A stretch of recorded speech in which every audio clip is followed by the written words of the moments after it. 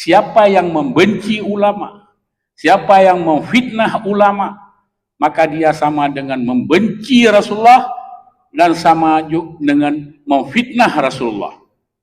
Maka hati-hatilah Bapak Ibu sekalian, kadang-kadang di luar kapasitas kita.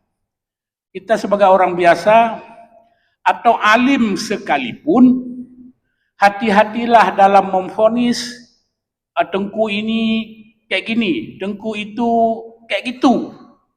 Padahal ditanya yang pegah kayak gini kayak gitu,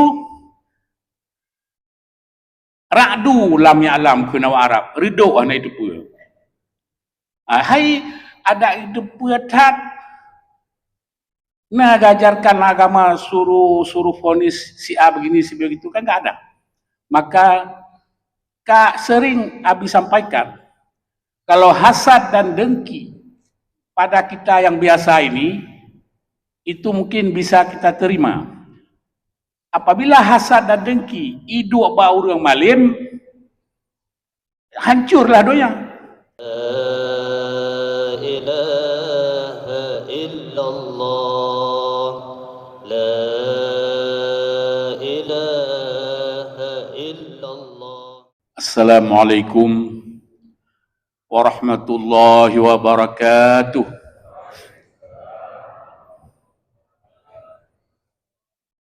Alhamdulillahilladzi hadana lihadza wa ma kunna linahtadiya laula an hadanallah. Wassalatu wassalamu ala Rasulillah wa ala alihi wa sahbihi wa mawalah. Amma ba'du, faqala Allah Ta'ala fil Qur'anil Karim. A'udzu billahi minasyaitonir rajim. Bismillahirrahmanirrahim.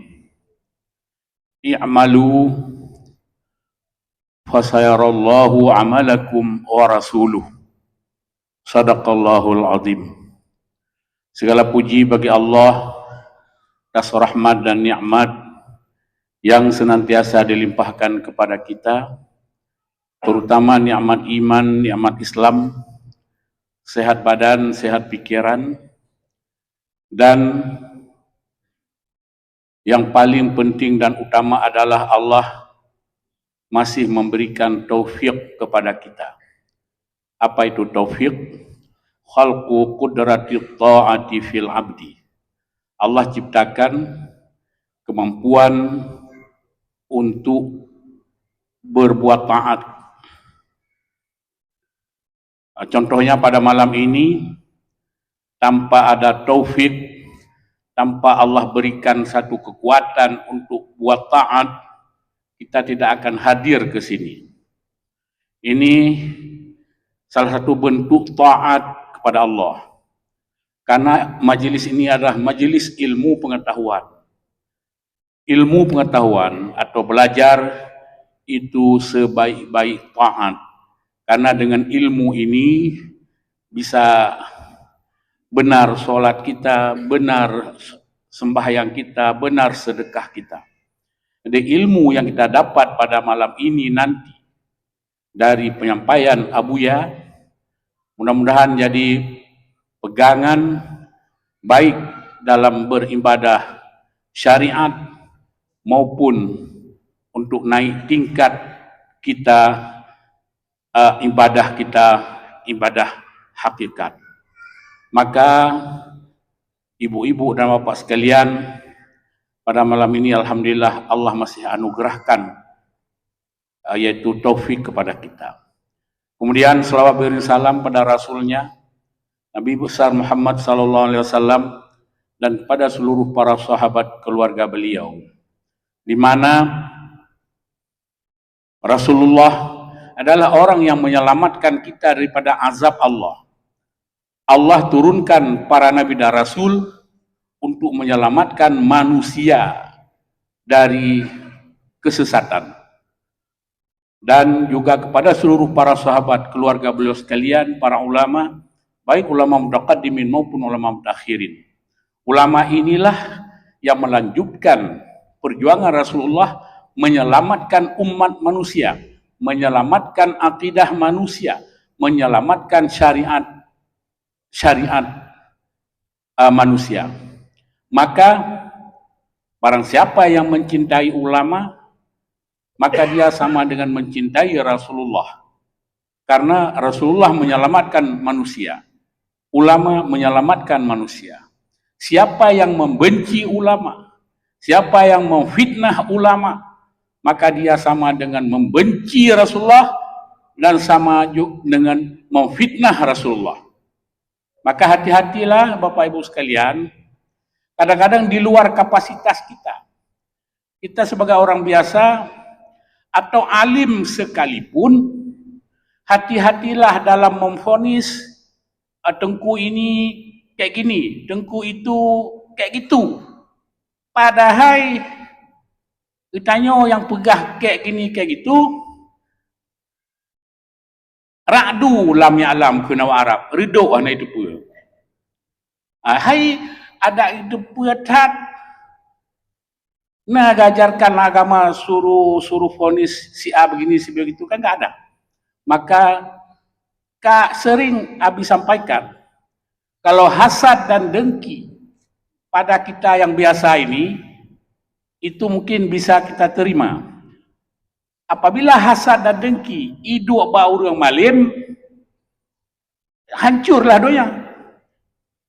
Di siga tayo ajarkan hasad dengki khianat, di sisi yang lain kita dengki khianat sesama tengku, sesama ustadz. Jadi kayak mana jadi dunia ini? Kayak mana jadi agama ini? Kalau yang tengku tidak mau rukun dan damai, kayak mana jadinya? Jadi tengku kamu pakai, ipegah le orang jahe. Nyo si A bersalah si B bersalah si A. Pegah le orang jahe. Ike mesiro hang patih. Tapi keroro kamu pakai. Jadi ini mudah-mudahan ke depan dengan ajaran Abuya, dengan memperbaiki tauhid, akidah, dengan kita perbaiki tasawuf kita, kelembutan, mudah-mudahan akan selamat ilmu kita, akan selamat agama kita. Kemudian saya sikit aja ada 4 ciri-ciri ahli surga. Mohon ibu-ibu buka catatan, mencatat boh tanah ahli surga. Yang pertama, hayyin. Arti hayyin, tenang jiwanya. Jiwa yang tenang. Hana panik. Hana apa-apa. Padahal kita didera dengan musibah. Bermacam musibah. Tapi kita masih sanggup tertawa. Habis, kalau musibah ditimpa, kita nangis, kita berdiri di simpang jalan, mengadu, menyesal, apakah selesai masalah? Enggak. Tapi orang, ciri-ciri tanda surga, apabila dia menerima musibah, hal-hal yang tidak senang, dia tenang jiwanya. Coba ini perasaan ini. Jadi ajaran Abuya, tasawuf, tauhid, ini adalah rasa. Jadi bukan kajian. Kalau kajian itu fikih, nggak ada rasa di situ. Tapi dalam keilmuan, kesufian, kita rasa, artinya rasa, zauq, kita merasakan kayak mana kelembutan ajaran tasawuf. Mungkin kalau yang sudah sering menerima ilmu dari Abuya, sudah dekat dengan Abuya, kayak mana Abuya? Hana apa-apa, hana ngadu, hana kayak mana, hana mengeluh, hana apa. Jadi ketenangan. Itu mungkin coba kita rasakan. Ada nggak kita merasa tenang dalam rumah tangga? Ibu ada merasa tenang nggak? Bapak ada merasa tenang nggak? Ada merasa salah nggak? Berarti jiwanya itu masih goyang. Maka salah satu sifat calon ahli surga adalah jiwa yang tenang. Hayyin. Yang kedua,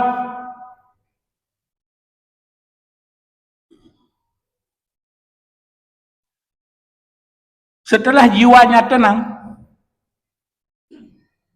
Layin.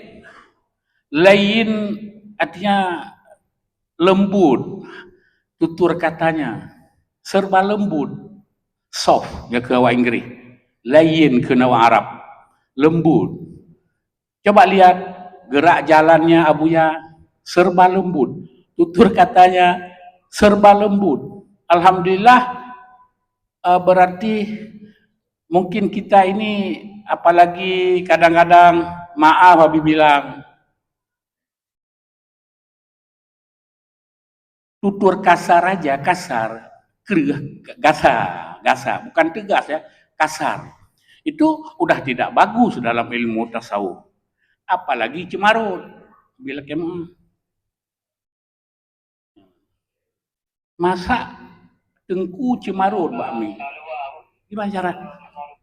Cemarut ke legasa sudah memang ada itu. Jadi nggak ada lainnya. Jadi lain kelembutan tutur katanya, kelembutan perawakannya, perjalanannya serba lembut. Itu tanda calon ahli surga yang kedua. Yang ketiga, karbin. Arti karbin dekat dengan semua orang. Abuya tidak ada dekat sesama malim. Dengan kitanya justru lebih dekat, lebih sangat mengayomi, membimbing. Abuya belum kenal. Orang pertama datang, dia datang, Abuya saya mau taubat, Abuya saya bimbinglah saya. Hana kita yang lihat Abuya, puglah kakabut. Kah baru kutim purno, nak kabutlah tujuh, tidak pernah. Yang penting datang, buat pengakuan, saya dan tidak pernah tanya Abuya, apa salah yang kagak pegat, tidak. Jadi, begitulah ajaran. Bagaimana para sahabat masa lalunya. Bagaimana masa lalu Sayyidina Umar. Tapi setelah masuk dalam Islam, enggak kita bahas lagi masa lalu. Masa lalu biarlah berlalu. Sekarang kita menatap masa depan. Kan gitu. Tapi orang yang paling tokoh di dalam jahiliyah, justru setelah masuk Islam jadi tokoh juga. Sayyidina Umar kan jadi khalifah. Jadi itu ajaran-ajaran Rasulullah sebenarnya yang diterapkan oleh Abuya. Karben dekat dengan semua orang, dengan semua level. Malah kita yang malu jadinya. Abi male duduk, Abi Purpo duduk dekat saya. Aduh, enggak pantaslah duduk di dekat Abuya. Udah disediakan kursi 2 buah. Begitu Abi Pupuk sini duduk dekat saya. Jadi iya apa enggak? Jadi begitulah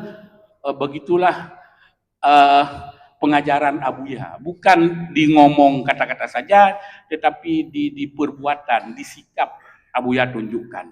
Karbin, dekat dengan semua orang. Walaupun belum kenal ataupun baru kenal. Yang keempat, sahlin. Sahlin dia selalu memudahkan urusan orang lain. Kalau kita datang ke Abuya, mungkin bawa problem, kita curhat, Abuya bisa dingin, kita panas dengan berbagai masalah, persoalan rumah tangga, persoalan dunia, persoalan dagang, persoalan apapun. Itu kita dekat, kita datang kepada Abuya, insya Allah dapat solusi. Kadang-kadang solusi diam. Jadi banyak dalam ajaran tasawuf tindakan diam. Gak mesti tindakan harus bilang A, B, C, D. Dengan diam, Abuya bisa transfer energi positif kepada kita. Sehingga menjadi mudah dalam segala urusan. Nah, jadi Bapak Ibu sekalian, jamaah Abuya yang mulia, yang kita terima ilmu dari Abuya, inilah ciri-ciri calon ahli surga. Yang pertama hayyin, tenang jiwanya. Yang kedua layin, lembut tutur katanya. Yang ketiga karbin, dekat dengan semua level. Dan yang keempat sahlin, selalu memudahkan urusan orang lain. Jangan urang karena masalah, ijak bertanya, kan sabi solusi, malah takut. Sementara kau yang kerja abang tayo, mudah-mudahan na solusi. Jadi kiranya karena Abuya juga mungkin enggak mungkin lama-lama di sini. Jadi sebagai penyampaian singkat, Syukri izin. Jadi untuk tahap ini inilah yang dapat disampaikan. Mungkin kalau ada hal yang tidak berkenan, bila kemah. Assalamualaikum warahmatullahi wabarakatuh.